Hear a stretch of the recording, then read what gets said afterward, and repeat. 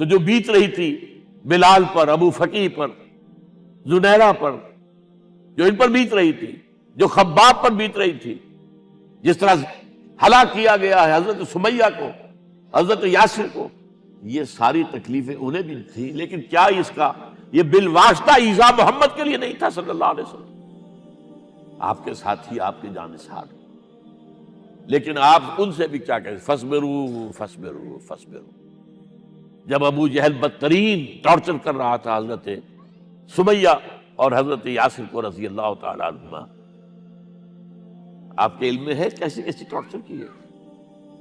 جوان بیٹے کو باندھ دیا ایک ستون کے ساتھ، اس کے نگاہوں کے سامنے برہنہ کیا ہے ماں کو،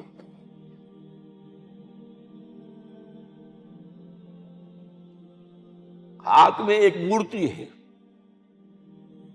جب تنگ آ گیا، ستا کر تنگ کر کے مار مار کے حضرت سمیہ ٹس سے مس نہیں ہو رہی، کہتا ہے تم ایک دفعہ کہہ دو سمیہ کہ ہاں اس مورتی میں بھی کچھ ہے، میں تمہیں چھوڑ دوں۔ انہوں نے تھوک دیا، برچھا مارا ہے شرمگاہ کے اندر۔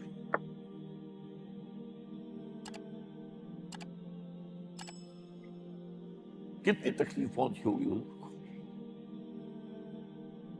لیکن آپ گزر رہے، اصبروا یا آل یاسر فإن موعدکم الجنہ، اے یاسر کے گھر والوں صبر کرو، تمہارے استقبال کی تیاریاں ہو رہی ہیں جنت میں۔ یہ سیرت کوئی بناتا سناتا ہے، یہ سیرت۔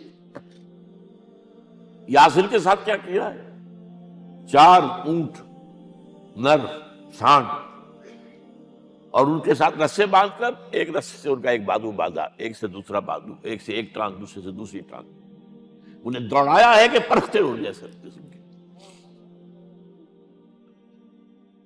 یہ دین ایسے ہی قائم نہیں ہوا۔ عدل و انصاف کا نظام ٹھنڈے ٹھنڈے قائم نہیں ہوتا، گھر میں آرام سے بیٹھے ہوئے قائم نہیں ہوتا۔ اور سنیے، 3 برس شیب بنی ہاشم کے تو قید ہے، 3 برس ٹوٹل بائیکاٹ، ایک گھاٹی، ادھر پہاڑ ادھر پہاڑ، دونوں طرف جو ہے پہرے، کوئی کھانے پینے کی چیز اندر نہیں جائے گی، اور پورا خاندان بنی ہاشم، وہ بھی کہ جو ایمان نہیں لائے، وہ قبائلی زندگی تھی نا۔ بنو ہاشم چونکہ حضور کو پشت پناہی چھوڑنے کو تیار نہیں ہوئے، ابو طالب نے آخری وقت تک بھی ساتھ نہیں چھوڑا۔ ہاں، آخری وقت کے قریب ایک بات ہو گئی تھی، ایک مرتبہ تو ہوا کہ وفد آیا ہے قریش کا کہ اپنے بھتیجے کو روک لو، وہ ہمارے معبودوں کی توہین کرتا ہے۔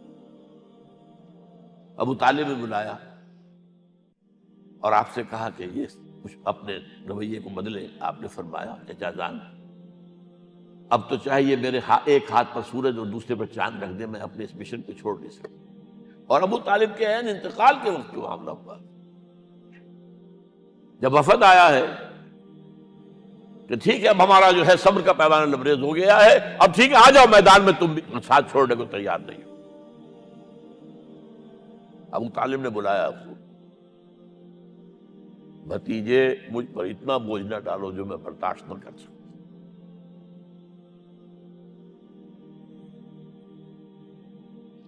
حضور کی آنکھوں میں آنسو آ گئے۔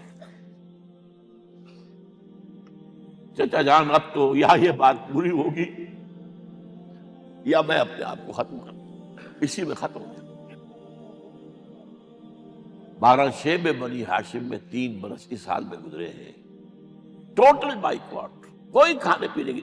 کچھ لوگ تھے شریف النفس، مثلا حکیم بن حزام تھے رضی اللہ تعالیٰ، اور بعد میں ایمان لے آئے۔ حضرت خدیجہ کے وہ رشتہ دار تھے، وہ پہاڑ پر چڑھ کر ایک طرف سے رات کی تاریکی میں، دونوں دروازے تو بند ہیں، پہاڑ پر چڑھ کر چوٹی سے نیچے اتر کے کوئی چیزیں کھانے پینے کی دے آئے بس صلی اللہ علیہ وسلم۔ کوئی اور ایک آدھ ہوگا ایسا۔ یہاں تک نوبت آئی ہے کہ بنی ہاشم کے یہ پھول جیسے بچے معصوم، بھوک سے بلبلا رہے ہیں، اور اس کے سوا کچھ نہیں ہے کہ سوکھے چمڑے ابال کر اس کا پانی ان کے حلق میں ٹپکا دیا جائے۔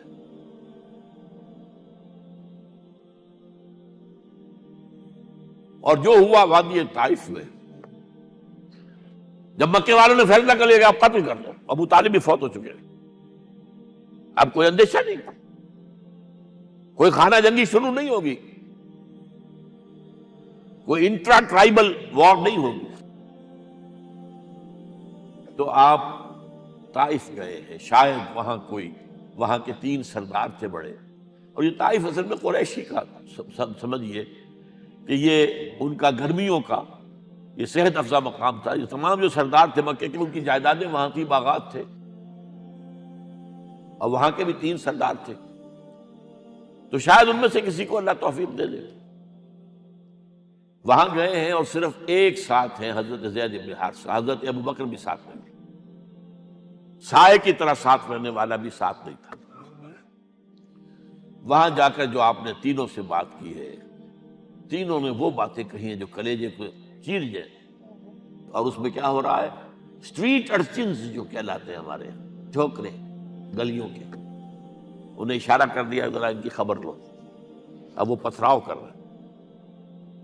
جیسے ہمارے ہاں کوئی آ جاتا ہے، کوئی نیم پاگل یا کوئی اور کسی طرح کا مست قسم کا آدمی، اور اس کے اوپر چھوکرے چاروں طرف ہوں اور ستا رہے ہوں، یہ نقشہ تھا، اور طائف کی گلیاں تھیں، اور محبوب رب العالمین تھے۔ ادھر سے پتھر آ رہے ہیں تو زید بن حارثہ رکاوٹ بن گئے، لیکن پیچھے سے آ رہے ہیں، وہ کیسے روکیں گے؟ پیچھے جاتے ہیں تو ادھر سے آ رہے ہیں۔ جسم لہو لہان ہے، خون رس رس کر زخموں سے جوتیوں میں آ کے جم گیا ہے۔ پھر وہاں سے آپ نکل کر گئے ہیں، ایک باغ میں تھوڑی سی پناہ لی ہے تھوڑی دیر کے لیے، جوتے بڑی مشکل سے اترے ہیں، خون جمع ہوا، اور وہ جو پھر دعا نکلی ہے آپ کے، وہ کلیجے کو چیر جانے والی ہے۔ اللہم الیک اشکو ضعف قوتی وقلت حیلتی وحوانی علی الناس، اے اللہ تیری جناب میں فریاد لے کر آیا ہوں،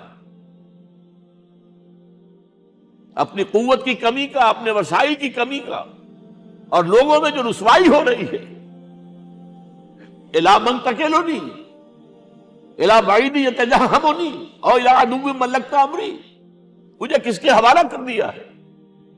مجھے دشمن کے حوالے کر دیا جو چاہے میرے ساتھ کر گزرے۔ لیکن پھر مقام عبدیت کا ظہور ہوتا ہے، ان لم یکن علی غضبک فلا ابالی، اے اللہ اگر تو ناراض نہیں ہے، مجھے اندیشہ یہ ہو گیا کہ کہیں تو ناراض تو نہیں ہو گیا ہے، کہیں تو نے میرا ساتھ تو نہیں چھوڑ دیا ہے۔ اگر تو ناراض نہیں ہے تو مجھے کوئی پرواہ نہیں، جو ہو سو سر تسلیم خواہ میں جو مزاج یار میں آئے۔ واپس آئے ہیں تو مکے میں داخل نہیں ہو سکتے تھے، وہاں تو قتل کا فیصلہ ہو چکا تھا۔ بہرحال یہ چند باتیں میں نے آپ کو بتائی، باقی تو یہ کہ غار ثور ہے کیسی کیسی، اور پھر غزوہ بدر سے پہلے کی رات ہے، اور وہ آپ کا زندگی کا طویل ترین سجدہ ہے۔ اس میں جہاں تک یہ الفاظ بھی آپ نے کہہ دیا، اللہ اگر کل یہ جو 313 یہاں جمع ہے اگر یہ ختم ہو گئے تو پھر قیامت تک تیرا نام لینے والا کوئی نہیں ہوگا، میں آخری رسول ہوں، اور میری یہ 15 برس کی کمائی ہے۔ اس وقت کہا حضرت ابوبکر نے، وہ پہرےدار کی حیثیت سے کھڑے تھے، کہ حسبک حسبک حضور بس کیجئے بس کیجئے۔ بہرحال بدر ہے، احد ہے، زخمی ہوئے ہیں، دندان مبارک شہید ہوئے ہیں، خون اتنا بہا ہے کہ بے ہوش ہو گئے ہیں، اور خبر اڑ گئی ہے کہ آپ شہید ہو گئے۔ یہ سب کچھ، اور سب سے بڑھ کر حمزہ کی لاش سامنے آئی، کیسی لاش؟ ناک کٹی ہوئی ہے، کان کٹے ہوئے ہیں، پیٹ چاک کر کے کلیجہ چبایا ہوا ہے، کس طرح برداشت کیا ہوگا آپ نے؟ اپنے اوپر تاری کر کے دیکھیں، یہ حمزہ کون ہے؟ چچا ہے، دودھ شریک بھائی ہے، خالہ داد بھائی ہے، ساتھ کا کھیلا ہوا ہمجولی ہے، اور اس کی لاش ہے۔ جو قلب اطہر پر بیت رہی تھی وہ مدینے میں آ کر ایک بڑا ماحول بدلا ہوا تھا، تب وہ بات سامنے آ گئی. تو مختلف گھروں سے عورتوں کے بین کرنے کی آوازیں آ رہی تھی، اس لیے کہ اس وقت تک بین کرنا حرام نہیں قرار دیا گیا تھا، ممنوع نہیں تھا. آوازیں سن کر حضور کی زبان مبارک سے نکل گیا اما حمزہ تو فلا بواکی لہو، ہائے حمزہ کے لیے تو کوئی رونے والی بھی نہیں ہے.